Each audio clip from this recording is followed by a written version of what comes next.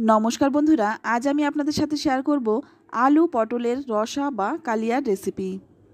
সম্পূর্ণ নিরামিষ এই রেসিপিটি আপনারা যে কোনো নিরামিষ দিনে বানিয়ে ফেলতে পারেন। ভাত, রুটি, লুচি, পরোটা, পোলাও সব কিছুর সঙ্গে সার্ভ করা যাবে। খেতে দুর্দান্ত সুন্দর হয়। আশা করছি আপনাদেরও খুব ভালো লাগবে। ভালো লাগলে আমার চ্যানেলটা সাবস্ক্রাইব করার অনুরোধ রইল। চলুন তাহলে দেখে নেওয়া যাক আজকের এই রান্না। প্রথমে এখানে নিয়েছি পটলগুলো হালকা খোসা রেখে তারপরে কিন্তু পটলগুলো ছাড়িয়ে নিয়েছি।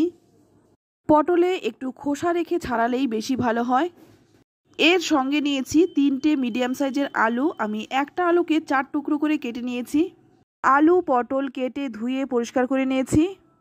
এদিকে দেখুন এখানে নিয়েছি সামান্য একটু আদা, আর নিয়েছি 4টে পাকা লঙ্কা। লঙ্কাগুলো কিন্তু শুকনো না, এই লঙ্কাগুলো কাঁচা পাকা লঙ্কা।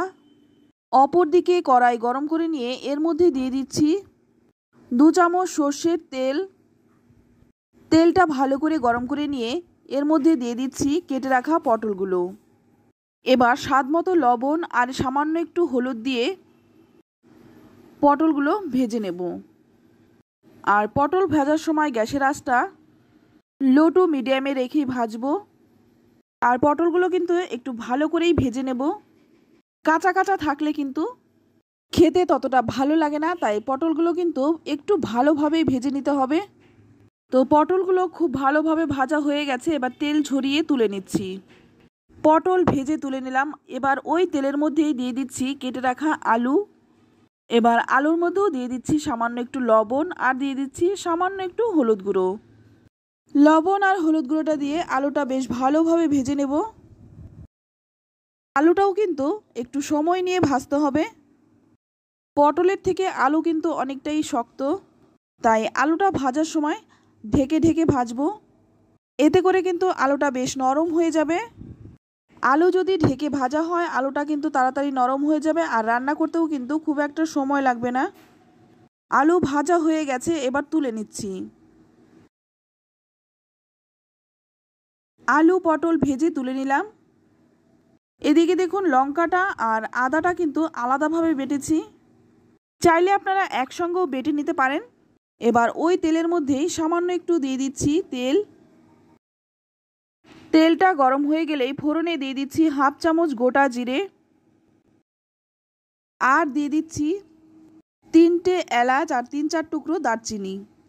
20 থেকে 25 সেকেন্ড একটু ভেজে নিয়ে যখন ফোড়ন থেকে মিষ্টি গন্ধ বেরোবে, এবার এর মধ্যে দিয়ে দিচ্ছি আগে থেকে বেটে রাখা আদাটা। আদার কাঁচা গন্ধ চলে যাওয়া পর্যন্ত আদাটা একটু ভেজে নেব। এবার এর মধ্যে দিয়ে দেব 1 চামচ হলুদ গুঁড়ো, 1 চামচ জিরে গুঁড়ো, 1/2 চামচ দিয়ে দিচ্ছি কাশ্মীরি লঙ্কার গুঁড়ো, আর 1 চামচ দিয়ে দিচ্ছি ধনে গুঁড়ো।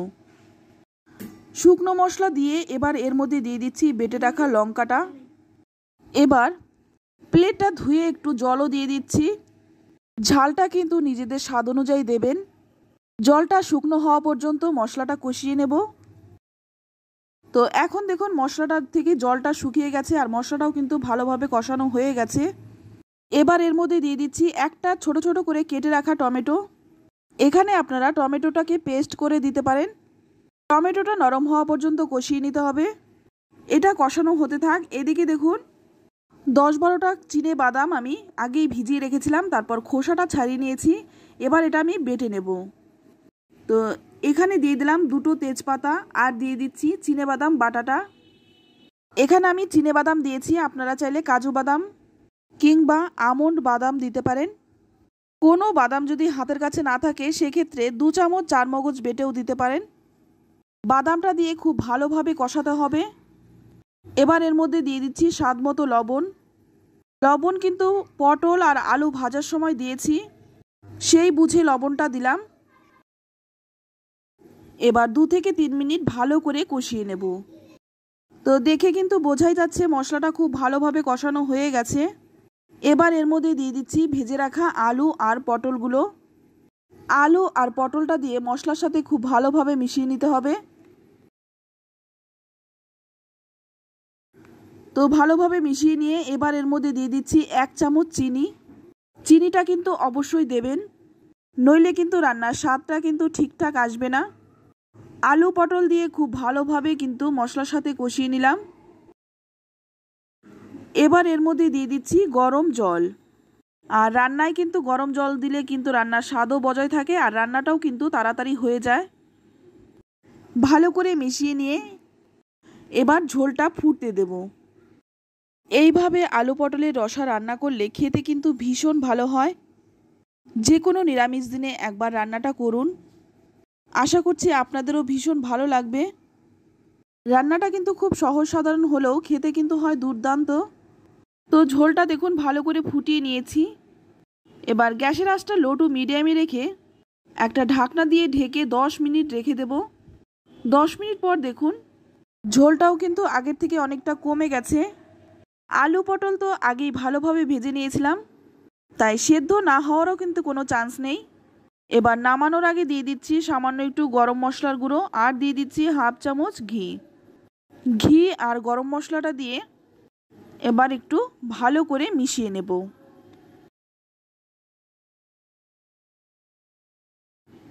ভালোভাবে মিশিয়ে নিলাম।